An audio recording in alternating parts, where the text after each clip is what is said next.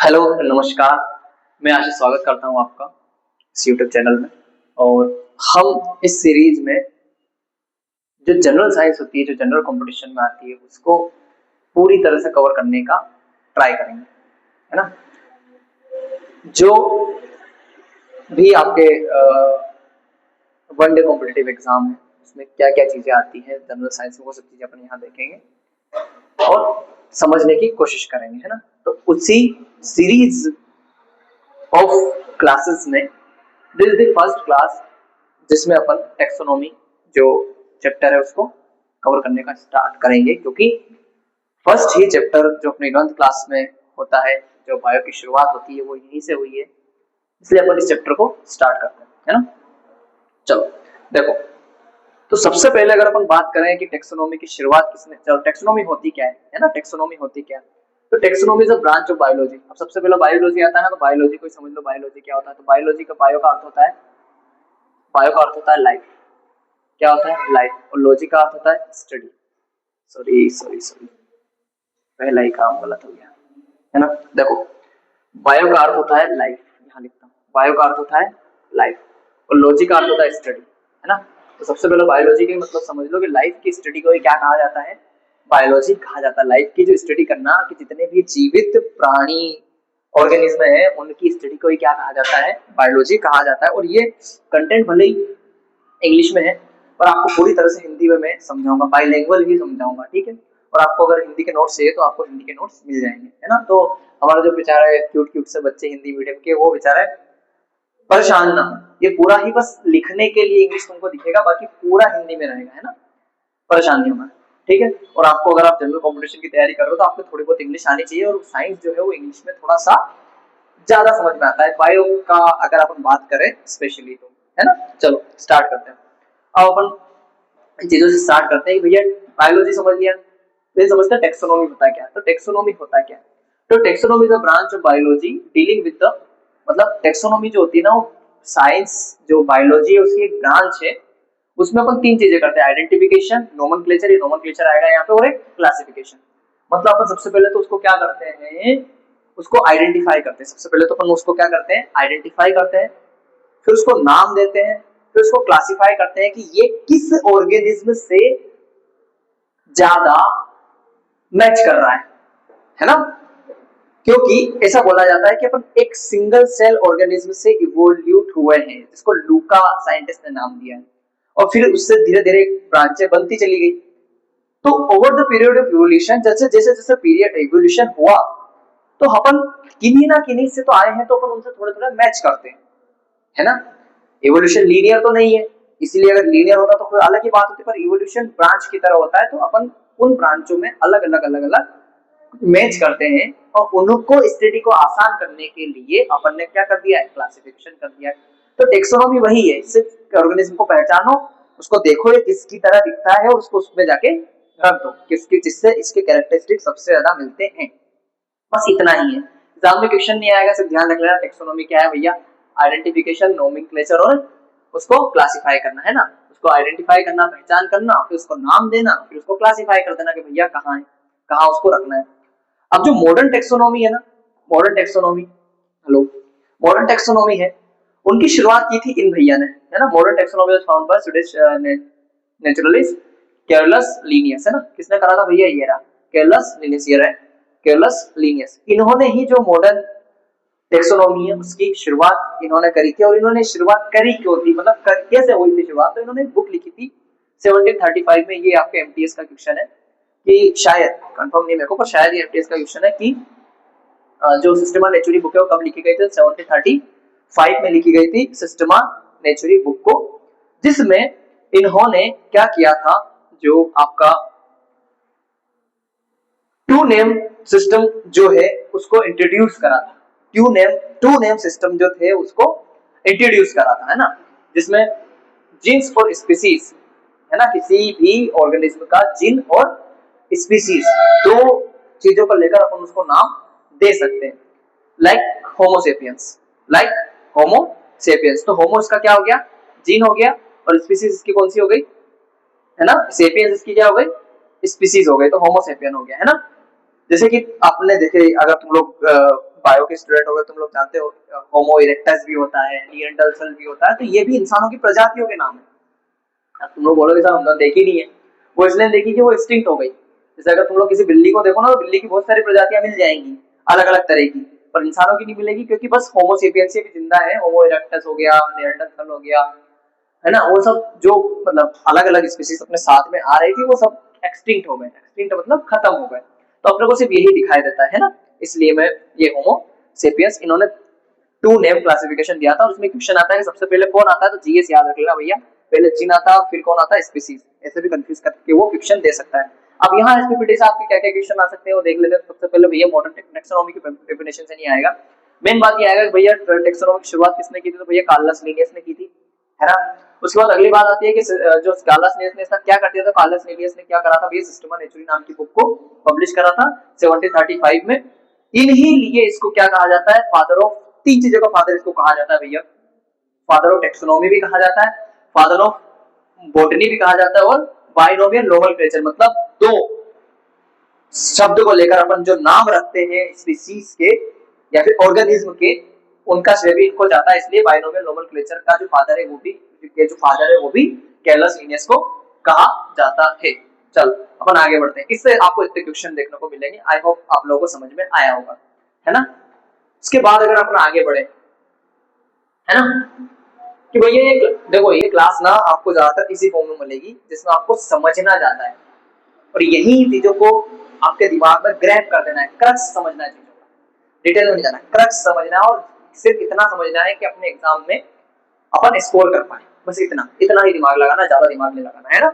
The classification system arrange organism into successive, देखो सुना क्या, देखो इस बात को मत समझो, इसको तुम लोग इस तरह समझो। अगर अपन ने क्लासिफाई किया, अगर अपन ने चीजों को बांटा, तो अपन बड़े लेवल पे बांटेंगे, फिर उस बड़े लेवल में से कुछ अलग अलग डिस्टिंक्ट निकलेंगे। एक एग्जांपल देता हूँ, अपन चार पांच लोग अगर मान लो किसी हॉल में है, उनको किन किन चीजों के नाम पे बांट सकते हो आप, दो चीजें, एक औरत है और एक मर्द है, मतलब एक मेल एक फीमेल है, उसके नाम पे बांट दिया। फिर ऐसे समझ लो कि दो के बाल लंबे, एक फीमेल के और एक मेल के, और दो के अलग से वो है, तो बाल जो लंबे हो सकते हैं उनके नाम पे बांट सकते हैं, है ना। उनके शर्ट, उनका कपड़े उन्होंने क्या कलर के पहने हैं उनको नाम पे बांट सकते हैं। तो आप अलग कर सकते हैं ना, किन्हीं जो क्लासिफिकेशन का कुछ बेसिस होता है, किन्हीं ना किन्हीं चीज के नाम पे आपको चीजों को क्या करना पड़ता है, अलग अलग करना पड़ता है ना। तो यहाँ पर उन्होंने क्या करा कि क्लासिफिकेशन मतलब जो अपना जनरल क्लासिफिकेशन सिस्टम है वो इस तरह से काम करता है कि सबसे पहले तो अपन क्या करते हैं, सबसे बड़ा ग्रुप लेते हैं, सबसे, अब इसमें से क्वेश्चन कहां से आते हैं ये भी आप लोगों को मैं बताता चला जाऊंगा, ठीक है ना। मेन बात आती है कि सबसे बड़ा ग्रुप की मतलब एक बड़े ग्रुप में बांटते हैं चीजों को, है ना, जैसे अपन ह्यूमन है, फिर अपन फिर धर्म के नाम पे बांट लेते हैं, फिर जातियों के नाम पे बांट लेते हैं, फिर अपन कुछ और कुलूल वगैरह आ जाता है। इसी तरह से ये सिस्टम काम करता है, इस तरह से अगर आप समझना चाहो तो उस तरह से समझ सकते हो, है ना। तो अगर अपन आगे बढ़े तो भैया कि लीनियस ने जो वर्गीकरण करा था वो किस तरह से करा था, ह्यूमन का एग्जांपल देके मैं समझाता हूं तुम लोगों को, है ना। ह्यूमन का एग्जांपल मैंने इसीलिए ये वाली शीट पूरी की पूरी ये देखना कि सबसे पहले तो देखो ये यहाँ जीन आया है और ये स्पीसीज है ये, तो होमो और सेपियंस, इन दोनों को पकड़ के अपन ने नाम दे दिया उसको होमो सेपियंस। अब अगली बात आती है भैया कि ये एनिमल कोडाटा मेमोरिया, ये क्या चक्कर क्या है, ये समझाओ सर, हम तो बैठे हुए समझने के लिए। तो मेन बात फिर ये से आती है कि भैया किंगडम है ना, तो किंगडम में आप अगर ह्यूमन को बोलोगे तो ह्यूमन को क्या बोलोगे, एनिमल बोलोगे कि प्लांट बोलोगे, सबसे पहले तो दो ही है, तो एनिमल को क्या, ह्यूमन उसको क्या बोलोगे, एनिमल बोलोगे। तो ये किंगडम इसका क्या हो गया, एनिमेलिया हो गया, है ना, हिंदी में इसको जगत कह देते हैं। उसके बाद आता है फीलम, क्या आता है, फीलम। फीलम भी अलग अलग तरह के होते हैं, जैसे अपन आगे देखेंगे ना, तो अपन देखेंगे अभी, है ना, बहुत सारे फिल्म देखेंगे अपन, इसमें 10 फिल्म में समथिंग उसको डिफरेंशिएट करा गया है, वो अपन देखेंगे। पर मेन बात अपन आते हैं फिर कोडाटा में, जैसे एस्केलमेंथिस नाम सुना होगा आपने, सिलेट्रेटा नाम सुना होगा, प्लेटिहेलमिन्थिस सुना होगा, है ना, और ये सब फिलम होते हैं, है ना, एनिमल्स के फिलम होते हैं, मतलब और ज्यादा कैटेगराइज कर रहे हैं, और छोटे लेवल पे उसको कैटेगराइज कर रहे हैं। तो मेन बात आती है कि भैया ये कोडाटा वाला क्या पंगा आपने बता दिया सर, तो कोडाटा उनको कहते हैं कि जिनके, कोडाटा उनको कहते हैं कि जिनको एक रीढ़ की हड्डी होती है, जिनको एक रीढ़ की हड्डी होती है। तो अब ये बात आती है कि सर आप ये बोलोगे कि सर रीढ़ की हड्डी तो एक डॉल्फिन के अंदर भी होती है ना, किसी फिश के अंदर भी होती है, किसी भी फिश के अंदर भी होती है, बहुत सारे छोटे छोटे जो एनिमल्स होते हैं उनके अंदर भी होती है। तो फिर अपन कैसे और डिस्टिंक्ट करें और कैसे अपन ह्यूमंस के करीब आए। तो हमने ये बोल दिया कि भैया हम चलो ठीक है अब इतने तो आए, कम से कम प्लांट से तो अलग हुए, एक और डाटा हो गए, फिर कुछ ऐसे थे जिनके अंदर लिडकिटी नहीं, उनसे तो अलग हो गए।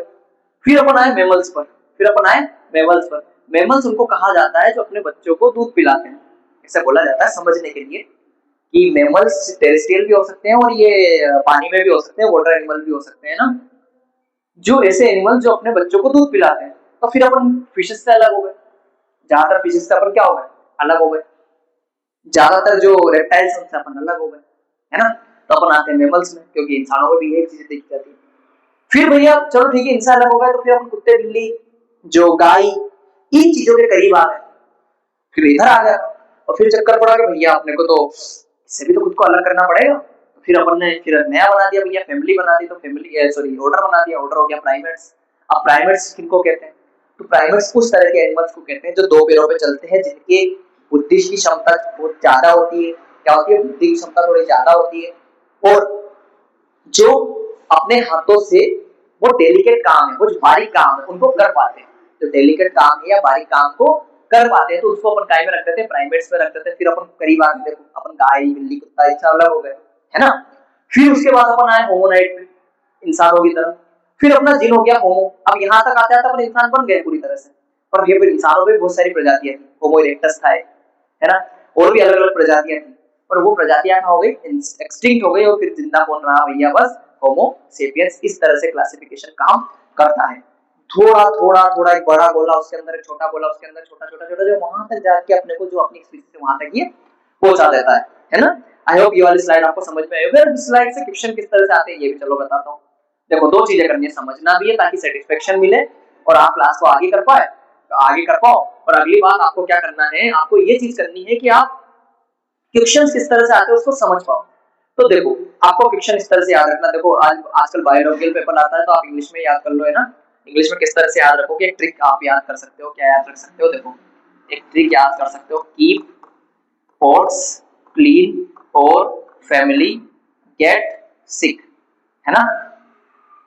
कीप पॉट, मैं कलर दूसरा लेता हूं, आई थिंक ये विजिबल नहीं है ना। देखो keep pot clean or family get सिक। अब इसमें क्वेश्चन आ चुका है, क्या क्वेश्चन आ चुका है, सही सीखे भाई जल्दी कर ले, एस आई सीखे। इसमें क्वेश्चन आ चुका है, इनको ऑर्डर में लगाने के लिए एससीजीएल में क्वेश्चन पूछा था कि भैया बताओ कि इनका ऑर्डर क्या होता है। तो आपको ये अगर नहीं याद है तो ये ट्रिक याद रख लेना भैया, की pot clean or family get सिक। दुनिया भर इससे याद कर रही है, आपको भी इससे याद करना है, की pot clean or family get सिक। देखो किंगडम, फिलम, क्लास, उसके बाद ऑर्डर, फैमिली, जीनस और आपका स्पीशीज, है ना। तो keep pot clean or family get सिक, इसको आपको याद रखना है कि भैया आपको पॉट्स को क्लीन रखो वरना फैमिली सिक हो जाएगी। इसका मतलब ये मेरे बेचारे जो प्यारा प्यारा हिंदी मीडियम वाले साथी है उनके लिए, तो keep pot clean or family get sick. तो भैया kingdom, phylum, class, order, family, genus और स्पीशीज, यहां से क्वेश्चन आपको मिल जाएगा। चलो उसके बाद अगर अपन आगे बढ़े तो भैया जो इवोल्यूशन, हाँ ये जो अब इससे भी क्वेश्चन आते हैं भैया, क्या क्वेश्चन आते हैं कि जो क्लासिफिकेशन उसका भी तो इवोल्यूशन हुआ होगा, मतलब किसी ने साइंटिस्ट ने अपना दिमाग लगाया होगा, उसके बाद फिर अगले साइंटिस्ट ने बोला होगा नहीं भैया आपको अलग दिमाग लगाना है ना, इस तरह से चीजें हुई होगी।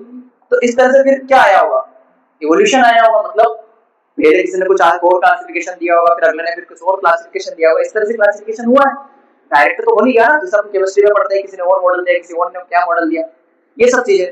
तो अब ये सबसे पहले दिया था टू किंगडम क्लासिफिकेशन, किसने दिया था टू किंगडम क्लासिफिकेशन, अभी जिनका नाम अपन ने पढ़ा केवलस लिनियस, उन्होंने क्या करा भैया, देखो यहाँ पे मैंने पीपीटीज इमेजेस के फॉर्म में बनाई है ताकि आपका दिमाग जो है उस पर जोर कम पड़े, है ना, और आप इमेजिन कर पाओ। रीजन ये होता है कि अपना दिमाग इमेजेस में सोचता है ना, इसलिए मैंने पीपीटीज इस तरह की बनवाई है। देखो तो दो चीजों में केयरलेस लिनियसनेस को डिवाइड करा था, एक प्लांट और एक एनिमल, बस दो चीजों में, प्लांट और एनिमल। क्या क्या भैया, देखो first system of classifier two kingdom, सबसे पहला तो टू किंगडम क्लासिफिकेशन, दो किंगडम्स में उनको डिवाइड कर दिया गया था। उसके बाद जस्ट अगर अपन बात करें कि उसके बाद क्या हुआ भैया, अर्नेस्ट हैकेल आए। अर्नेस्ट हैकेल ने ये बोला कि देखो ये उसने उन्होंने जब केयरलेस लिनियस ने रखा था तो ये प्रोटिस्टा होता ना बेटा, प्रोटिस्टा, ये प्रोटिस्टा में कुछ ऐसे ऑर्गेनिज्म होते हैं जो प्लांट की तरह भी रिएक्ट करते हैं और ये भाई साहब एनिमल की तरह भी रिएक्ट करते हैं। अब ऐसा क्यों? क्योंकि इनके अंदर होता है क्लोरोफिल। अब इनके अंदर जो क्लोरोफिल होता है, इन चक्कर में ये भाई साहब क्या करते हैं, प्लांट की तरह वो फोटोसिंथेसिस भी कर लेते हैं और ये हेटेरोट्रॉफिक भी रहते हैं जब इनको सनलाइट नहीं मिलती है। तो फिर ये तो कचरा हो गया भाई। तो उन्होंने भैया ये इसकी तरह रिएक्ट कर रहा है, ये इसकी तरह रिएक्ट कर रहा है, तो फिर आपको क्लासिफिकेशन का मतलब क्या रह गया? बताओ बताओ, थोड़ा सा दिमाग लगा के बताओ, क्लासिफिकेशन का मतलब क्या रह गया? तो अर्नेस्ट हैकेल ने क्या कहा भैया कि प्रोटिस्टा को अलग से कर दिया, इतना सा करा। तो अगर नाम आ जाए कि भैया थ्री किंगडम क्लासिफिकेशन किसने दिया था? Ernest Haeckel. किसने दिया था? बोलो, Ernest Haeckel. Three kingdom classification किसने दिया था? अर्नेस्ट हैकेल ने दिया था। थ्री किंगडम क्लासिफिकेशन किसने दिया था भाई? अर्नेस्ट हैकेल ने दिया था। उनके बाद अगर अगली बात आती है कि फोर किंगडम का क्लासिफिकेशन क्यों दिया और किसकी जरूरत क्यों पड़ी, देखो है ना, हर्बर्ट कॉपलैंड ने दिया था। अब ये क्यों दिया था? देखो ये नाम आपको Ernest Haeckel, Carolus Linnaeus, RS Whittaker, ये सब ये याद रखनी है। कभी कभी मान लो टफ क्वेश्चन पूछा तो पूछ लेगा वो, इसमें से कोई बड़ी चीज नहीं है ना। और यही जाके कंपटीशन टूटता है, ये ध्यान रखना। अगली बात क्या आती है कि उन्होंने क्या करा भैया, उन्होंने ये बोला कि भैया ये जो बैक्टीरिया ये तो यूकैरियोटिक है, प्रोकैरियोटिक सॉरी प्रोकैरियोटिक है, प्रोकैरियोटिक यूकैरियोटिक पढ़ा है ना, प्रोकैरियोटिक समझा देता हूं जिसको नहीं पता। प्रोकैरियोटिक इस तरह के ऑर्गेनिज्म जिनके अंदर single cell sorry histone protein नहीं होता है, उसकी वजह से जो उनका न्यूक्लियर मेम्ब्रेन है वो डेवलप नहीं हो पाता है। उनको क्या कहते हैं? प्रोकैरियोटिक एनिमल कहते हैं। क्या कहते हैं? प्रोकैरियोटिक एनिमल्स कहते हैं। सर इसको 2 मिनट ना साइलेंट कर लो, मतलब दिमाग वहां जा रहा है ना। प्रोकैरियोटिक एनिमल, तो प्रोकैरियोटिक एनिमल्स में अपन ने फिर उन्होंने क्या कर दिया भैया, मोनेरा को अलग कर दिया। किसको कर दिया? मोनेरा को अलग कर दिया। जो सिंगल सेल जो प्रोकैरियोट्स थे उनको अलग कर दिया, है ना। यहाँ से ये चीजों की शुरुआत हुई। फिर आया आरएस व्हिटेकर, उन्होंने देखा कि भैया ये फंगी थी ना, ये फंगी भाई साहब, ये मशरूम भैया, फंगी भैया बैठे हुए हैं, इनको इन्होंने प्लांट में रखा था। ये हमेशा से प्लांट में थे, यहाँ पर भी प्लांट थे, अर्नेस्ट वाले में प्लांट में थे, हर्बर्ट जो कॉपलैंड है उनमें भी ये कहाँ थे? प्लांट में थे, है ना। फिर पंगा ये पड़ा कि भैया प्लांट तो होते ऑटोट्रोफिक, प्लांट क्या होते हैं? ऑटोट्रोफिक, पर ये तो होते हैं हेटेरोट्रोफिक। अभी पढ़ेंगे अपन ये विषय, पर थोड़ा थोड़ा देख लो। हेटेरोट्रोफिक इस तरह के एनिमल्स जो अपना खाना खुद नहीं बनाते हैं, तो वो तो क्या हो गए? हेटेरोट्रोफिक हो गए। क्या हो गए? हेटेरोट्रोफिक हो गए। तो भैया फिर ये तो इनको कहाँ रखें? तो जो अपने आरएस व्हिटेकर साहब है उन्होंने क्या करा, अलग से क्या करा, फंगी को या फंजाई को, फंगी भी कहता है फंजाई भी कहता है, उसको अलग से रखा। इस तरह से मोनारा प्रोटेजा, फंगी प्लांटा, एनिमेलिया, ये वाला जो क्लासिफिकेशन आया सामने, और ये सबसे सही क्लासिफिकेशन अभी के टाइम पर माना जाता है, और इसी के बारे में अपन पढ़ेंगे। उसके बाद में क्या हुआ भैया, एक आए केविलियर स्मिथ। केविलियर स्मिथ ने क्या करा, बस इतना सा कर दिया, एक क्रोमिस्टा अलग से एनिमल जोड़ दिया, ज्यादा दिमाग लगाने की जरूरत नहीं, बस थोड़ा सा आप पढ़ सकते हो। उसके बाद में कार्ल वुज आए। कार्ल वुज भैया ने बोला हम तो किंगडम के हिसाब से डिवाइड नहीं करेंगे भैया, हम तो डोमेन बना देंगे। बस नाम याद रखना है डोमेन, कि डोमेन सिस्टम कितने दिया था, ज्यादा अपने को पढ़ना नहीं, अपने को नीट नहीं निकालना, अपने को जनरल कंपटीशन में रहना है ना। तो मेन बात यह है क्या हुई कि उन्होंने बस बोला डोमेन। क्या बोला? डोमेन। तो डोमेन बस बैक्टीरिया, आर्किया और यूकेरिया। आर्किया पुराने एनिमल्स और जो यूकेरिया है वो नए तरह के जो डेवलप हुए हैं उनके बारे में इंफॉर्मेशन है। बस नाम याद रखना। कार्ल वुज ने क्या दिया था? ये डोमेन सिस्टम दिया था। गारंटी नहीं आएगा इससे ज्यादा डीप। चलो उसके बाद ये क्या है, उसके बाद अपन करते हैं। हाँ अब अपन आते हैं, देखो मैंने क्या बोला था कि सबसे ज्यादा इंपॉर्टेंट जो माना जाता है ना, वो अपने व्हिटेकर साहब का जो क्लासिफिकेशन है उसको माना जाता है ना। अब व्हिटेकर साहब का क्लासिफिकेशन किन बेसिस पे हुआ? किन बेसिस पे हुआ? बात ये आती है कि व्हिटेकर साहब का जो क्लासिफिकेशन हुआ वो किन बेसिस पर हुआ था, ये बात अपने सामने आती है ना। तो देखो बेसिस का मतलब समझ में आ रहा ना, कि आप किन चीजों के नाम पर उन चीजों को बांट रहे हो। कैसे बांट सकते हो? मेल फीमेल, किन्हीं के बाल लंबे, किन्हीं के बाल लंबे नहीं है ना, कोई बहुत मोटा तगड़ा है, कोई मेरी तरह दुबला पतला है, इस तरह से, है ना। तो बेसिस मतलब कोई एक चीज लेना जिनके नाम पर अपन चीजों को बांट सकते हैं। तो उन्होंने क्या बेसिस लिया? देखो क्या बेसिस लिया उन्होंने, ये बेसिस लिया सेल का स्ट्रक्चर। क्या लिया बेटा? सेल का स्ट्रक्चर, कि वो प्रोकैरियोटिक है या यूकैरियोटिक है। बेटा सेल का स्ट्रक्चर कि वो प्रोकैरियोटिक है या यूकैरियोटिक है। प्रोकैरियोटिक है मतलब प्रिमिटिव है, प्रोकैरियोटिक है मतलब प्रिमिटिव है ना। प्रोकैरियोटिक है मतलब प्रिमिटिव है, और प्रिमिटिव है मतलब क्यों प्रिमिटिव है? क्योंकि उसके अंदर बेटा हिस्टोन प्रोटीन नहीं होता है। हिस्टोन प्रोटीन नहीं होता है। हिस्टोन इस तरह का ना बहुत सारे प्रोटीन होते हैं जो डीएनए को बांधते हैं, है ना। अगर नहीं समझ में आता तो देख लेना बाद में, ये 12th क्लास में है बहुत अच्छा, कि हिस्टोन ना एक प्रोटीन होता है जो डीएनए को इस तरह से बांध देता है ना। तो स्टोन प्रोटीन नहीं होने की वजह से प्रोकैरियोट्स में जो न्यूक्लियर मेम्ब्रेन है या जो जेनेटिक मटेरियल है वो बंधा हुआ नहीं रहता है। स्टोन प्रोटीन ना होने की वजह से जो ये मैं किसके साथ जाऊंगा यार, उनको रोक लेते ना, तो 5-10 मिनट के लिए रोक लो ना। अच्छा वो दोनों जा रहे हैं, चलो ठीक है। तो हिस्टोन प्रोटीन ना होने की वजह से प्रोकैरियोट्स प्रिमिटिव होते हैं और जो इनका जेनेटिक मटेरियल है वो बंधा हुआ नहीं रहता है ना। जेनेटिक मटेरियल बाउंड नहीं रहता है। तो यूकैरियोट्स में क्या होते हैं, जेनेटिक मटेरियल बाउंड रहता है। यूकैरियोट है, वो कैरियोट का मतलब भी ना बेटा न्यूक्लियर मेम्ब्रेन होता है, सॉरी मेम्ब्रेन होता है। तो प्रो मतलब पुराने और यू मतलब ट्रू। यू का मतलब क्या होगा भाई, छोटे छोटे राइटिंग में ट्रू। कैरियोट मतलब क्या हो जाएगा, न्यूक्लियर मेम्ब्रेन क्या होगा, इसका मतलब क्या होगा, मेम्ब्रेन क्या हो जाएगा, मेम्ब्रेन, है ना। थोड़ा सा स्लो करूंगा मैं चीजों को। अब क्या आता भैया कि जो मोड ऑफ न्यूट्रिशन दूसरा क्या था, मोड ऑफ न्यूट्रिशन का मतलब कि ऑटोट्रोफिक है या हेटेरोट्रोफिक है। ऑटो का मतलब स्वयं और हेटेरो का मतलब कोई और। तो ऑटोट्रोफिक है या हेटेरोट्रोफिक है। ऑटोट्रोफिक है मतलब खुद का खाना खुद बनाता है या दूसरे के ऊपर डिपेंडेबल है। खुद का खाना खुद बनाने के लिए सिर्फ एक ही चीज है, अल्टीमेट सोर्स ऑफ लाइफ सिर्फ आपका क्या है, सन है। सन से तो आपको सारी एनर्जी मिल रही है। तो और सन की जो वेवलेंथ है, जो उसका प्रकाश है, उसको एक्सेप्ट करने मतलब जो अब्सॉर्ब करने के लिए आपको एक चीज की जरूरत होती है, वो होता है क्लोरोफिल। और क्लोरोफिल उसको अब्सॉर्ब कर लेता है, इसलिए अपन उस एनर्जी से वो खाना बना लेते हैं। इसलिए वो क्या होता है, ऑटोट्रोफिक। और दूसरे क्या होंगे, हेटेरोट्रोफिक।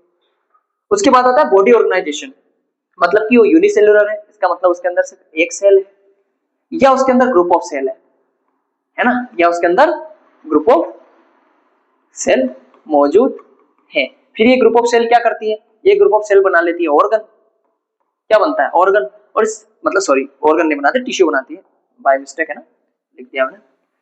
क्या करेंगे, फर्स्ट फ्लोर से आ से बेटा थोड़ा सा एडजस्ट करना, थोड़ा सा पेशेंस रखना, आप मेरे को समझना, मैं आपको समझने की कोशिश करता हूँ। चलो देखो, होता क्या, ये सिर्फ यूनिसेलुलर रहेंगे और मल्टीसेलुलर मतलब जिनके अंदर एक से ज्यादा सेल रहेगा। और उससे क्या बनेगा, सबसे पहले टिश्यू। क्या बनेगा भैया, टिश्यू। क्या बनेगा, टिश्यू। टिश्यू से क्या बनेगा भैया, ऑर्गन। क्या बनेगा, ऑर्गन। और ऑर्गन से क्या डेवलप होगा, एक ऑर्गन सिस्टम डेवलप होगा। तो ये हो गए मल्टीसेलुलर। उसके बाद आता है मोड ऑफ न्यूट्रिशन, सेक्सुअल होगा या असेक्सुअल होगा, मतलब उसके अंदर गैमेट्स बनेंगे या नहीं बनेंगे, है ना। इस तरह की चीजें होती है। आगे आगे धीरे धीरे समझते चले जाओगे, बस एक थ्योरी है ये सब। क्वेश्चन जहां जहां आ रहे हैं मैं बताता चला जा रहा हूँ तुम लोगों को, है ना, आप लोगों को।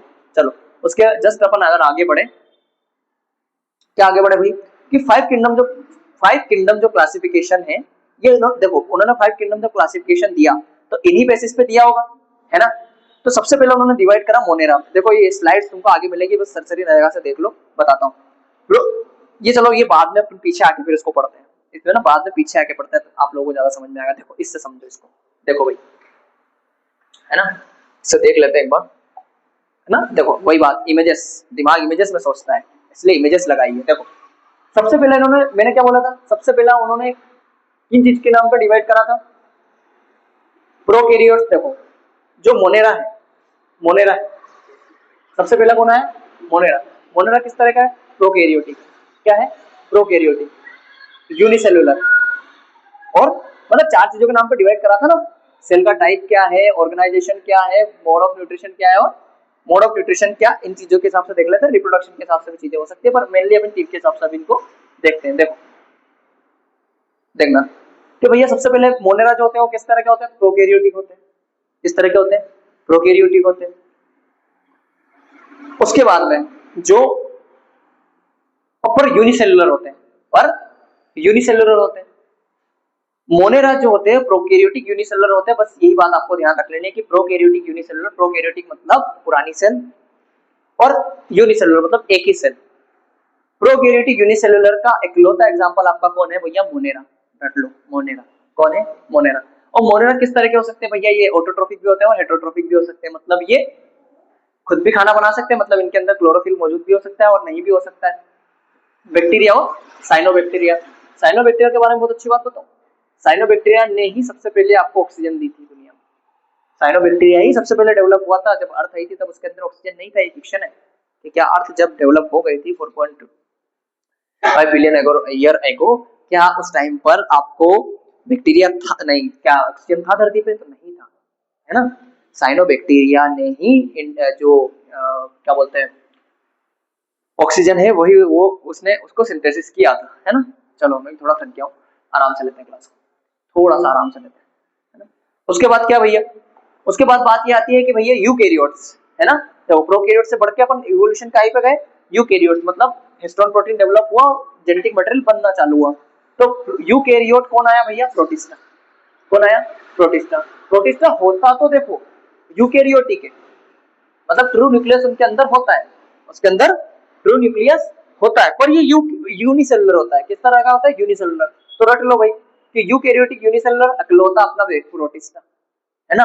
यूकैरियोटिक यूनिसेलुलर अकेलौता अपना प्रोटिस्टा होगा। और ये भी भैया ऑटोट्रोफिक भी होता है और हेटरोट्रोफिक भी होता है। आगे आगे चलते चले जाएंगे बेटा, अभी थोड़ा थोड़ा बस समझ लो, है ना, समझ में आता चला जाएगा। लाइक अमीबा, यूग्निला, पेलामेशियम, ये सब देखो, यूग्लिना, अमीबा, पेरामीशियम, है ना। इसको एक तरह से डस्टबिन भी बोल सकते हो आप, प्रोटिस्टा, इसके अंदर सब आ जाता है ना। देखो यूग्लिना भी आ गया, ऑटोट्रोफिक है, ये हेटरोट्रोफिक है, सब आ जाता है इसके अंदर, है ना। उसके बाद अगली आती है फंगाई। क्या आती है? फंगाई। फंगाई अलग कैसे हुई? देखो ये भी यूनिसेलुलर, ये भी यूनिसेलुलर, तो ये दोनों अलग कैसे हुए? सेल टाइप्स, सेल के टाइप की वजह से, क्योंकि ये क्या था? प्रोकैरियोटिक था और ये यूकैरियोटिक था। अब देखो ये दोनों सेम है, सेल का टाइप दोनों सेम है, और देखो ये मल्टीसेलुलर है और ये यूनिसेलुलर, ये मल्टीसेलुलर और ये यूनिसेलुलर। अब ये यहां से डिफरेंस पैदा हो गया कि फंजाई जो होती है वो यूकैरियोटिक होती है बट मल्टीसेलुलर होती है। क्या होती है? मल्टीसेलुलर। और उनमें ऑर्गन नहीं बनता, बस टिश्यू बनता, किन्हीं में बोल सकते हैं कि बनता है, पर ये नहीं बन पाता है, टिश्यू भी मतलब नहीं बन पाता, इस तरह समझ लो, टिश्यू लेवल भी नहीं बन पाता, ग्रुप ऑफ सेल्स रहते हैं, है ना। चलो सेप्रोफाइटिक, सेप्रोफाइटिक ये आ सकता है बेटा। What is saprophytic? मतलब हेटरोट्रोफिक, ये भी एक तरह का न्यूट्रिशन होता है सेप्रोफाइटिक भी। अभी सेप्रोफाइटिक न्यूट्रिशन होता क्या है? देखो इस बात को समझने की कोशिश करते हैं अपन। सेप्रोफाइटिक न्यूट्रिशन ये कुछ केमिकल इसके ऊपर छोड़ेगा और उसको अब्सॉर्ब कर लेगा, केमिकल उसके ऊपर छोड़ेगा और उसको क्या गला गलू देगा और उसको क्या कर देगा? खा जाएगा, अब्सॉर्ब कर लेगा। इसको क्या कहते हैं? सेप्रोफाइटिक न्यूट्रिशन कहते हैं। लाइक मशरूम, यीस्ट, ये सब होता है इसके एग्जांपल। उसके बाद आते हैं प्लांट्स। क्या आते हैं?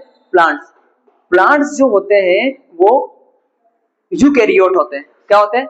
यूकैरियोट। और ये भी मल्टीसेलुलर होते हैं, पर ये चक्कर यहाँ आके फिर इनसे अलग हो जाता है कि मोड ऑफ न्यूट्रिशन में ये तो कैसे है? हेटरोट्रोफिक, और ये भाई साहब कैसे है? ऑटोट्रोफिक है ना। वो है हेटरोट्रोफिक और ये किस तरह के हैं? ऑटोट्रोफिक। एग्जांपल हमारे सामने है। उसके बाद आते हैं एनिमल्स। एनिमल्स कहाँ? देखो यूट्रोट्रोफिक भी है, सॉरी हाँ यूकैरियोटिक भी है, मल्टीसेलुलर भी है, पर यहाँ आके ये इनसे अलग हो जाते हैं और एक सेल वॉल के नाम पर भी इनसे अलग हो जाते हैं। ये स्लाइड शायद वो वाली नहीं ली है, आगे आप स्लाइड में उन चीजों को वो थोड़ा अच्छे से समझ लेना। अब देखो वो पीछे चलते हैं थोड़ा सा, यहाँ से आपको क्वेश्चन आ सकता है। देखो किस तरह से आ सकता है क्वेश्चन कि जो मोनेरा है ना, प्रोकैरियोटिक और यूनिसेलुलर, इसको छोड़ दो भले, प्रोकैरियोटिक और